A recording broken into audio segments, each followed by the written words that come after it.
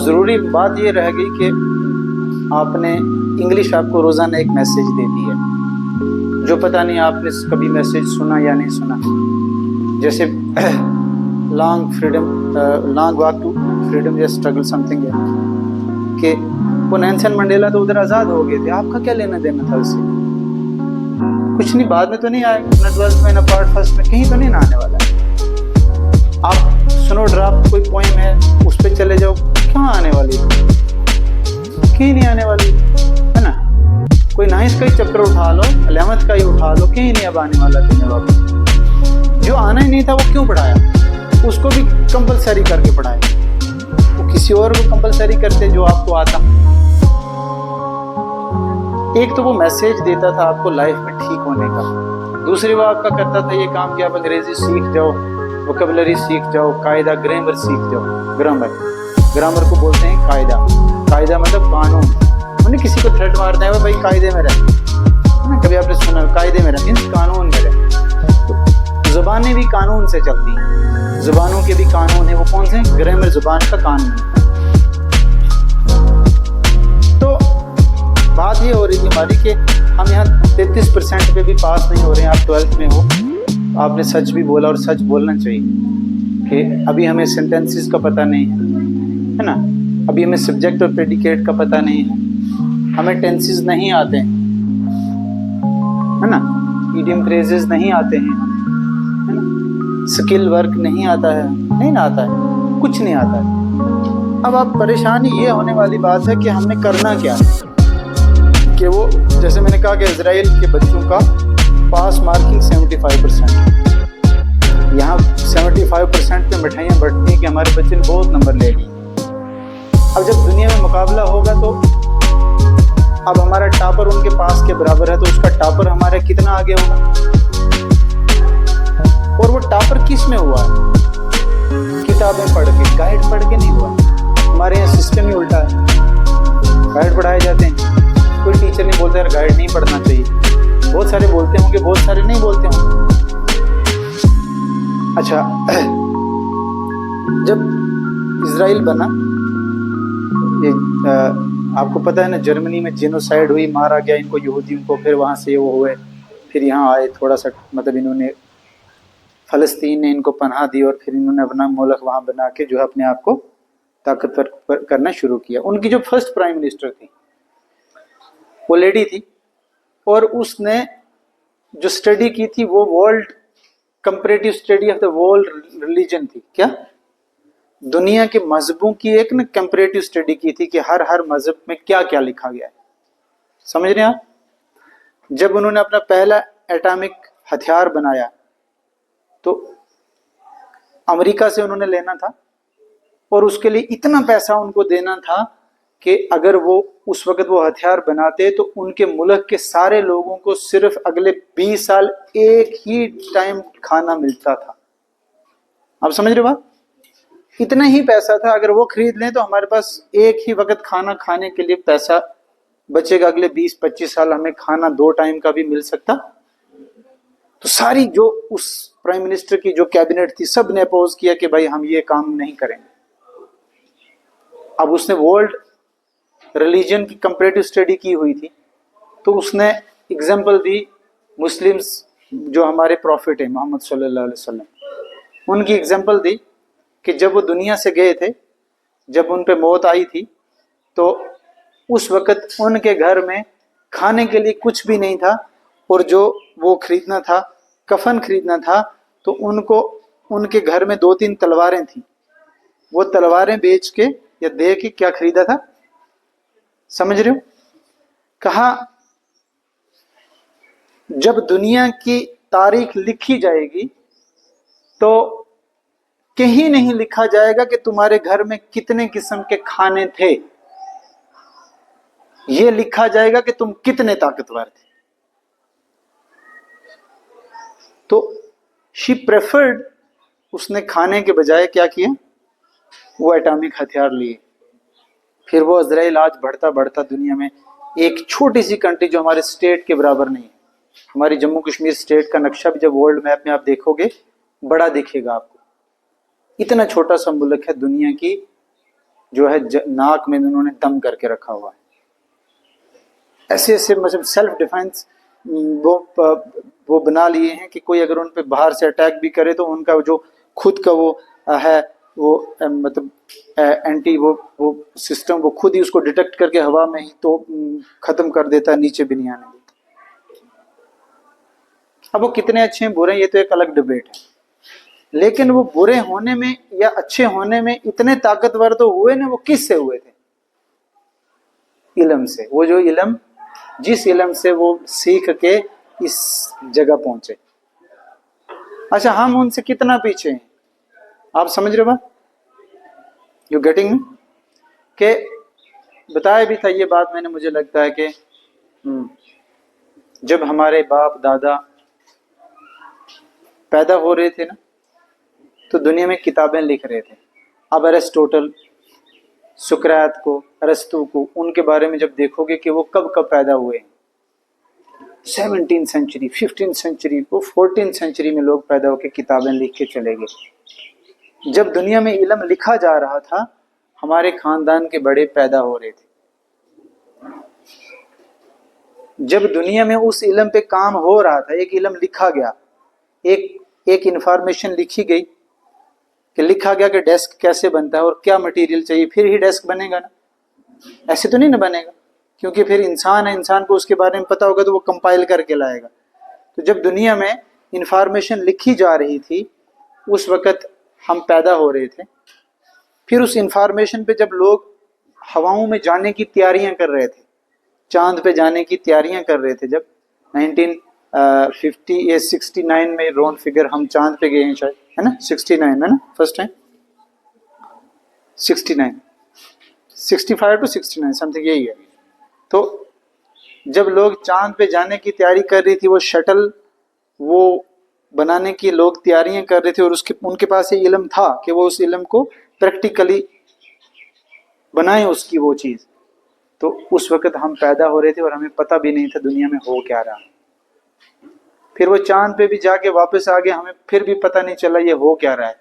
फिर उसके बाद हमारे बाप पैदा हुए, फिर उसके बाद आज हम पैदा हुए, और आज हमें भी पता नहीं है कि चांद पे पहुंचने के लिए कैसे पहुंचते हैं। सच बोलना, हाउ मेनी ऑफ यू के यू नो कि how to make a shuttle, how to make a rocket and how to reach in the moon, on the moon? कोई जानता है? अब समझो कि कितना मसला पीछे। इसीलिए हमें क्या कर दिया जाता है, डिवाइड कर दिया जाता है हिंदू मुस्लिम बोल के। मान लेते हैं क्योंकि पता है हम अनपढ़ हैं, हमने कुछ सीखना है नहीं, इसी पे काम चलता रहेगा। अदरवाइज हमारे दुनिया में किसी मुल्क को नहीं कहा गया था सोने की चिड़िया। हिंदुस्तान को ही तारीख जब आप पढ़ोगे तो लिखा गया है सोने की चिड़िया। सोने की चिड़िया के लोग सो गए। आपने 10th में प्रेयर एक वो पढ़ी होगी, एक पहली ही पोइम में प्रेयर है ना, प्रेयर महजूर की। तो उसमें वो ना मांगते पैसा, रोटी, कपड़ा, मकान, कुछ नहीं मांगते। क्या कहते हैं? अल्लाह मुझे सीधा रास्ता दे। फिर कहते हैं अल्लाह मुझे nectar of knowledge, pour the nectar of knowledge on me. अब नेक्टर होता क्या है? फूल के अंदर वो जिसे मधुमक्खी चूस के लेके क्या बनाती है? शहद बनाती है, उसको नेक्टर बोलते हैं। आपने पढ़ा भी तो होगा ना बायो में, नेक्टर क्या होता है? इसमें बॉटनी में, है ना। तो फिर वो सलामती मांगता है, फिर वो ये दुआ मांगता है अल्लाह मुझे जहालियत नहीं देना, इल्म देना, है ना। फिर वो बोलता है अल्लाह मुझे इन सारे इल्म से, इन बीमारियों से बचाना। प्रॉब्लम क्या है? प्रॉब्लम ये है कि सीखने की रेस नहीं लगी है कि मैं कुछ सीख जाऊं, मैं कुछ समझ जाऊं, कि मैं पढ़ जाऊं। रेस ये लगी है कि मैं दूसरे के सामने कैसे अच्छा दिख जाऊं, है नहीं। मुझे कोई चीज नहीं आती है, डजेंट मैटर, कल पढ़ के आऊंगा यार, कितना अच्छा लगेगा। तुम्हें कुछ नहीं आता है, डजेंट मैटर, कल पढ़ के आ जाओगे। लेकिन वो कल भी तो आना चाहिए। मेरे टीचर थे 10th में, मैंने लिखा भी है अपनी डायरी में। कहते हैं डोडा के थे, हिंदू थे, कभी नहीं बोलते थे, बहुत अच्छे थे। तो वो उस दिन रिटायर हो रहे थे। कहते हैं कि अब उसके सामने किसी का सर फोड़ दोगे, बेचारे चुप ही रहते, कुछ नहीं बोलते थे, हिंदी पढ़ाते थे। जब वो रिटायर हो रहे थे तो अब रिटायरमेंट वाले डे तो उनको बोलना था कुछ ना कुछ। फंक्शन एक हुआ, उन्होंने कहा कि हम जाते थे ट्यूशन पे, 9th में पढ़ते थे, तो टीचर पूछता था तुम्हें आता है, तुम्हें समझ आई? तो सब बोलते थे यस सर, तो हम भी बोलते थे यस सर।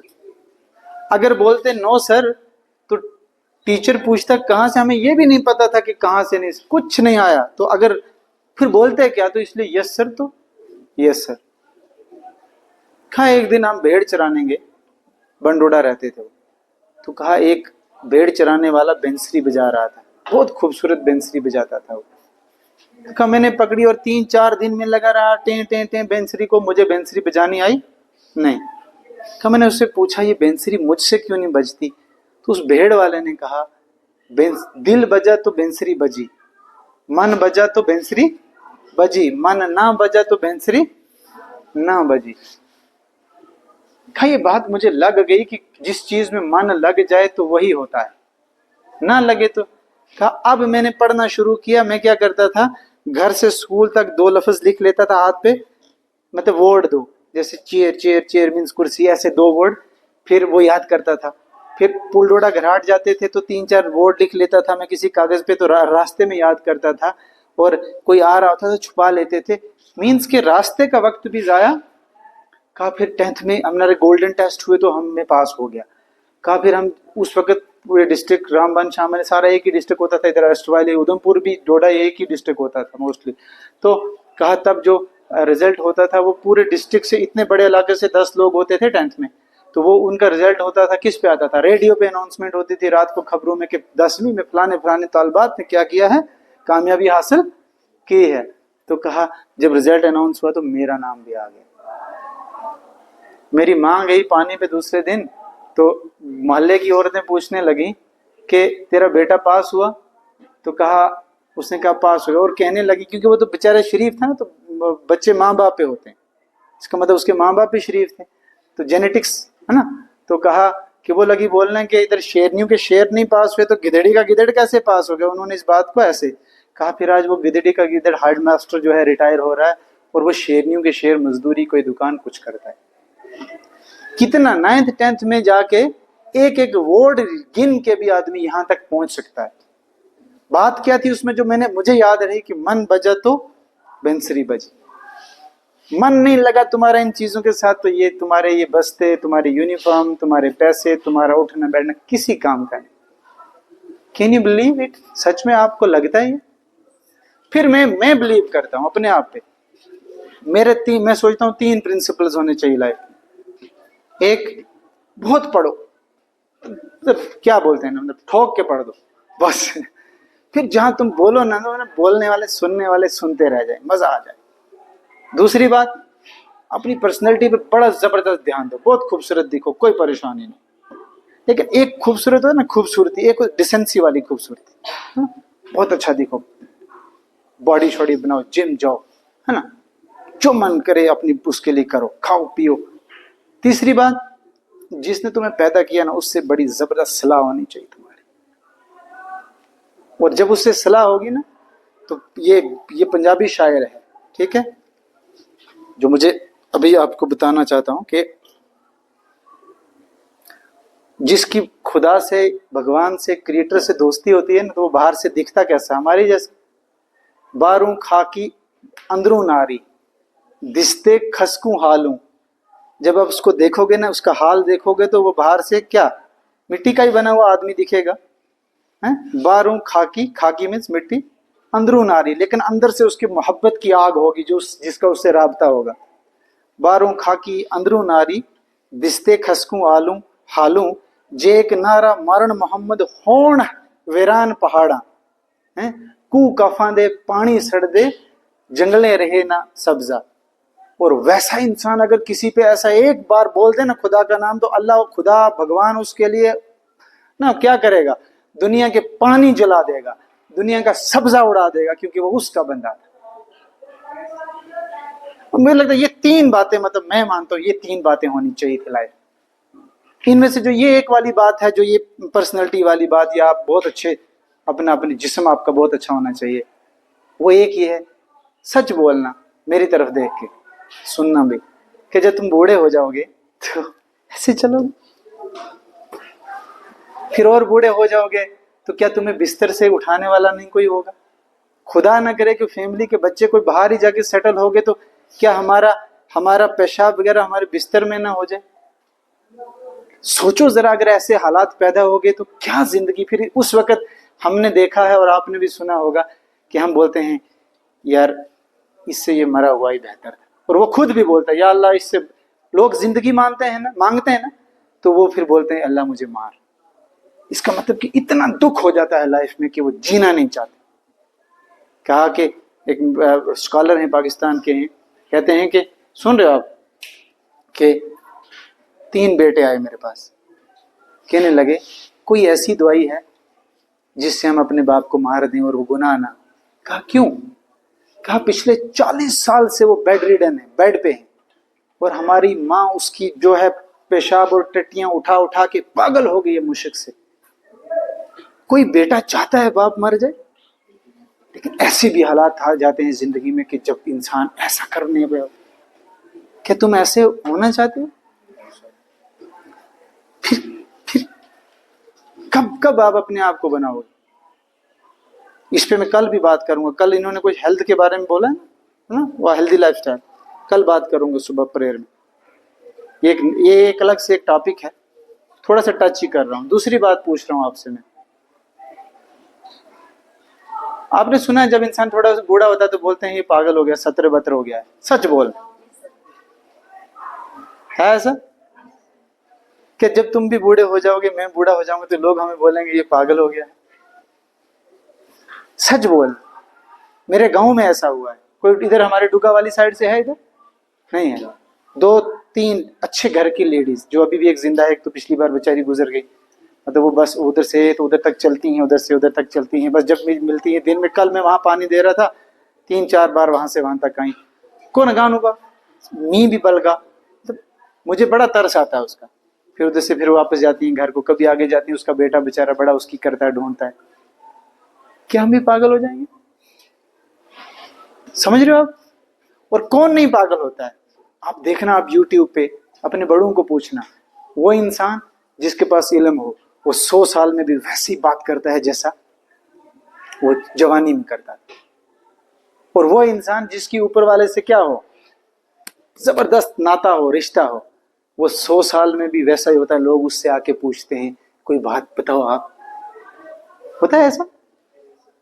इसका मतलब कि अगर उस पागलपन से इससे बचना है तो क्या करना पड़ेगा? पढ़ना पड़ेगा, कोई दूसरा इलाज नहीं तो लोग बच्चियों को बोलेंगे हाँ पता है हमें कितने तीर मार के आई। फिर वो बच्चियां बोलेंगी, इन बच्चों की जो बीवियां होंगी वो इनको बोलेंगे हाँ पता है तुझे कोई कौन दे रहा था, है? जिसको प्यार से लाए वो उठा के अब लड़ने लगेगा आपसे, है? ऐसे है, देखा है आपने, होता है ना? तो लाइफ क्या है? बड़ी बकवास। और लाइफ कब अच्छी होगी? जब ये वाली 2-3 चीजें आपके पास होंगी। आप अब देखना यूट्यूब पे, गूगल पे जाके, सबसे लंबी उम्र उन लोगों की जो जिम जाते थे या जो बॉडी बिल्डर थे। लेकिन ये नहीं, वो स्टेरॉइड नहीं खाना, नेचुरल बॉडी हो अच्छी। मैं आज भी सुबह उठ के 2 घंटे जिम जाता हूँ। लास्ट ईयर मुझे इंजरी हो गई थी, ठीक है। मेरी बेटियां हैं 2, छोटा बेटा है। मैं चाहता हूँ कि मैं जब कहीं बाहर जाऊँ ना तो मेरी बेटी ये ना मुझे बोले कि ये मेरा बाप उस जैसा नहीं था। समझ रहे हो? आपका साथी, आपका पार्टनर जब कहीं बाहर जाते वक्त बस स्टैंड से गुजरे ना, तो कोई खूबसूरत आदमी साथ से गुजर जाए तो उसके दिल में यह ना हो यार ये कितना खूबसूरत, साथ वाला नहीं होता अच्छा, है ना? अब ये चीजें होंगी कब आपके साथ? जब आप पढ़ोगे। और फिर पागल क्यों नहीं होगे? क्योंकि कहते हैं activity is life and stagnation is death. Activity is life and stagnation is death. समझ रहे हो? लगातार पढ़ते रहना, एक्टिविटी करते रहना, लगातार करते रहना, चाहे वो फिजिकल एक्टिविटी करो, मेंटल एक्टिविटी करो और या स्पिरिचुअल एक्टिविटी करो। मतलब मैं 3 एक्टिविटी पे बहुत बिलीव करता हूँ, फिजिकल, मेंटल पढ़ना और स्पिरिचुअल, अपने गॉड से, अपने क्रिएटर से हैं? लिखते हैं ना कबीर कि फिर इंसान जब इस लेवल पे आ जाता है तो कबीर लिखता है कि माला कहे है काठ की, किसकी? काठ क्या होता है? लकड़ी। माला कहे है काठ की, तू क्यों फेरे मोहे, मन का फेर, मन का फेर, तुरंत मिला दूं तो है ना? अब वो मन कब साफ होगा? जब लगातार आप बैठोगे, बात करोगे, चलते फिरते अपने मालिक से, अपने क्रिएटर से बोलोगे। ऐसे बात करो जैसे दोस्तों की, जैसे नीचे जा रहे हो, मन में ये अल्लाह तुमने ये नहीं किया, देखो, है ना? उसको अच्छा लगता है कि ये मेरे बंदे देखो मुझसे कितना कनेक्ट कर रहे हैं, है ना? समझ रहे हो? और कोट क्या है? एक कोट है कि prayer is the voice to the belief, या prayer is the voice to the faith. जो आप फेथ रखते हो ना, जो मजहब फॉलो करते हो, या जो आप यकीन रखते हो ऊपर वाले पे, उस तक पहुंचने का रास्ता क्या है? Prayer. Prayer is the voice to the faith. Faith तक पहुंचने की या उसको ऊपर लाने की कौन सा रास्ता है? प्रेयर। प्रेयर का डजेंट मीन कि आप मंदिर में, मस्जिद में भी जाओ। प्रेयर मीन्स हर वक्त उससे आप मांगते रहो, उससे बात करते रहो, उससे कनेक्ट रहो। तो ये कुछ जातियाती असूल हैं जो आपसे बात करना जरूरी समझता था मैं। बहुत बातें ना खत्म होने वाली बातें। जब भी कभी मौका मिलेगा, कभी टाइम मिलेगा, मैं आपसे जो है फिर बात करूंगा। जैसे मैं आपसे मैंने बोला भी कि दिल से सोचो, दिमाग से नहीं सोचो। अब आप परेशान हो गए होंगे कि दिल से कैसे सोचें, हैं?